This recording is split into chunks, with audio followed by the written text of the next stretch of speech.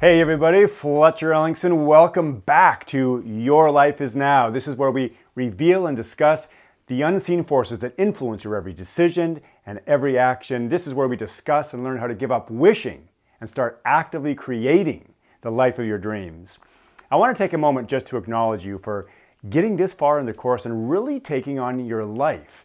I remember reading about a study a number of years back, and the study revealed that most people, after beginning a personal development book or a course, usually only make it about a quarter or less of the way through it, and then they stop.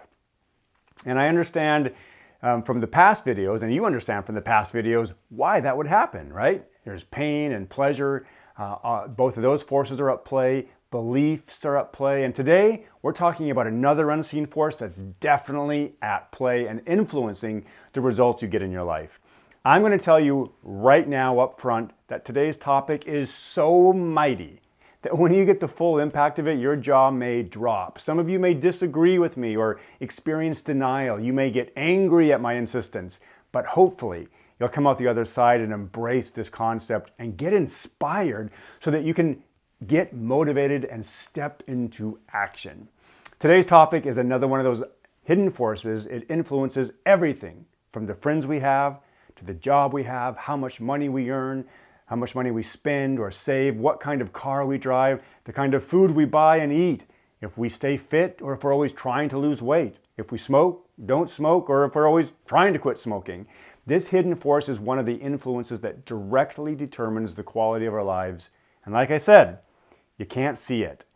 What am I talking about? I'm talking about standards.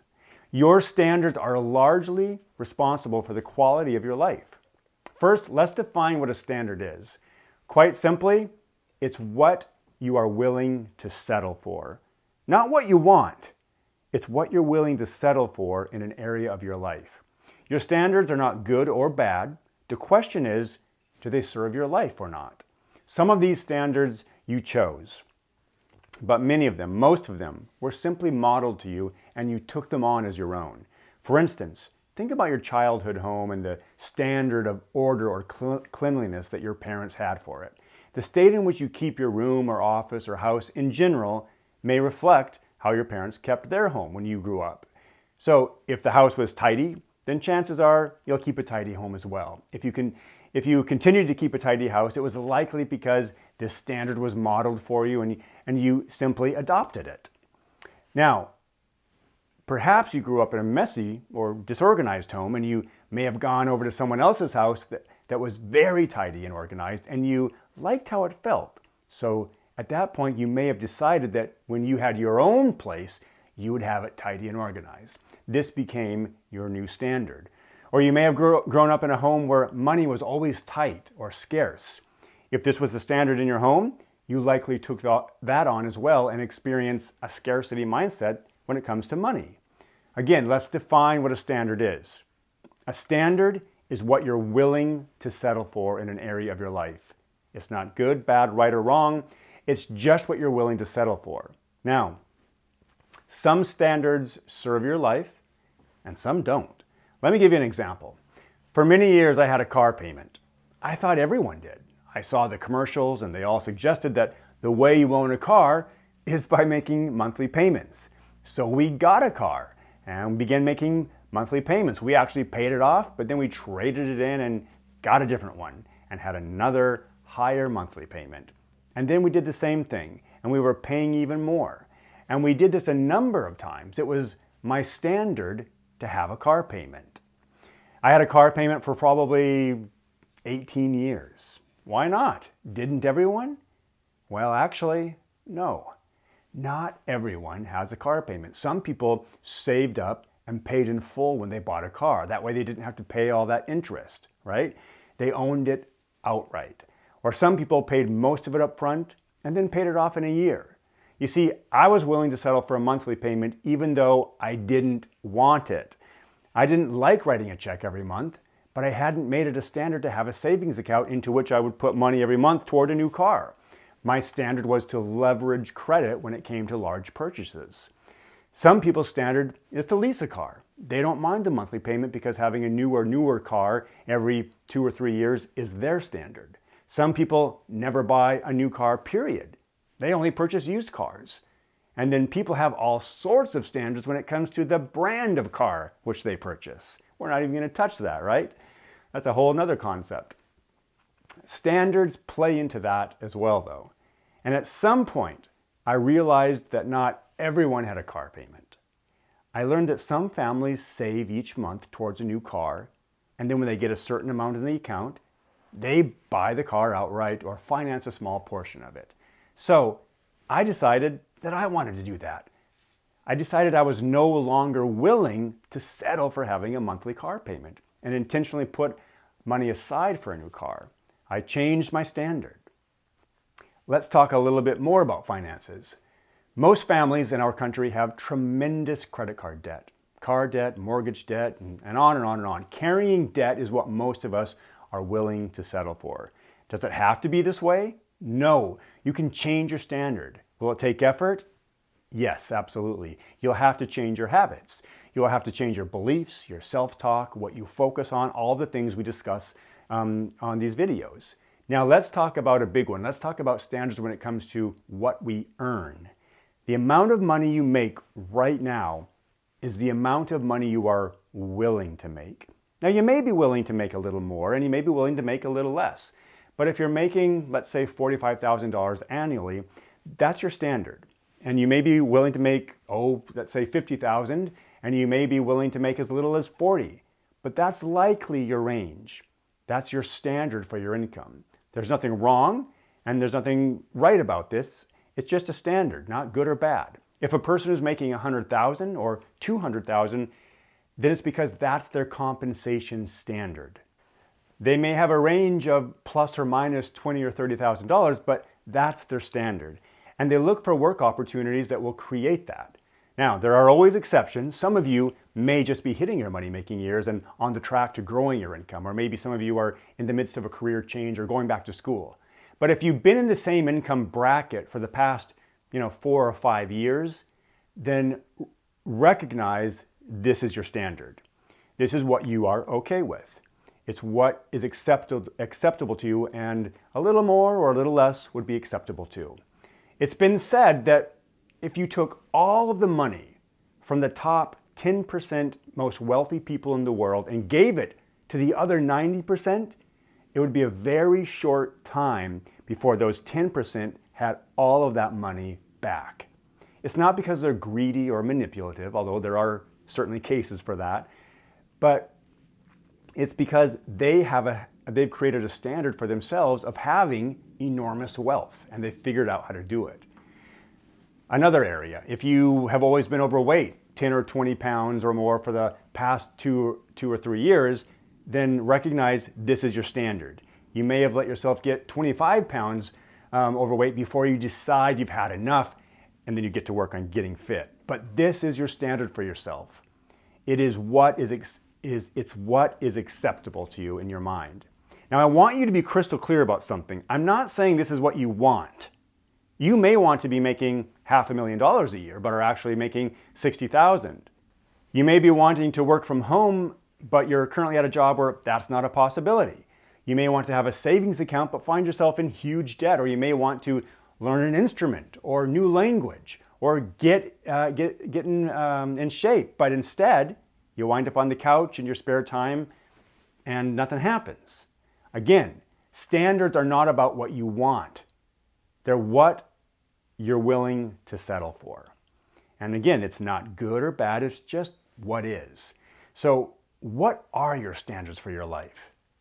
What are your standards for your family, for your finances, your marriage, your friends? Friends is a huge one to look at because your financial health is usually directly related to the type of friends you have. Consider it. If you don't have a lot in savings, most likely the people you hang out with don't either. If you're out of shape, most likely the people you hang out with are as well. If you're in shape, you most likely are hanging out with other fit people who have a high standard when it comes to health and fitness. If you spend a lot of time at the bars on the weekends, your friends probably do too. If you spend a lot of time at church on Saturday or Sunday, your friends probably do too. So the easiest way to raise your standards in any area of your life is to start associating and hanging out with people who have higher standards. I'm not saying you have to ditch your current friends, and I'm not saying that you don't either. What I am saying is that your life is the way it is right now because of your standards, because of what you're willing to settle for and who you're hanging out with and associating with. If you love your life and standards, excellent. If you don't have the life you want, then take a look at your standards and consider raising them. And then find people with similar standards so you can learn from them, be inspired by them, encouraged by them. I mean, this is what professional athletes and actors and people at the top of their game in their careers are doing. It's why they are where they are, because they have set standards which demand excellence. They expect more from themselves than anyone else. Okay? They create a vision of their life which inspires them into action so they can reach those standards. So here's a question for you. What do you demand from yourself? Now, there's no right or wrong answer here. You don't have to make the big bucks or drive the new car or have the PhD. I'm not saying that. What I'm saying is be aware of your standards. They indicate what you really are committed to in your life. And they indicate what you're willing to settle for. They're not indicative of what you want, not indicative of what you deserve. It's just a reflection of what you feel you're worth and what you're willing to settle for. Let me give you another example. Some people are late making payments. They pay their rent or their mortgage late. They're late paying their utility bills. They get overdraft charges at the bank, etc. In my life, being on time for any type of payment is really important to me. And in fact, I like to be ahead on certain payments. I never want to receive a notice of late payment or have a late fee. So I make it a point always to be ahead at least 2 months on my common bills like water, garbage, sewer, electric. Now some people say, what's the point? Well, the point is I have a standard, and that standard says be on time and never have to worry about paying something late or incurring late fees or missing something. You know, we also purchase more and more organic food products in our house as we have raised our standard for healthy food choices. Now, do you think this is due to the friends we associate with? Yes, absolutely. And what we read and what we watch or listen to. We're a family who frequently raises or changes our standards as we learn new things and take on new experiences.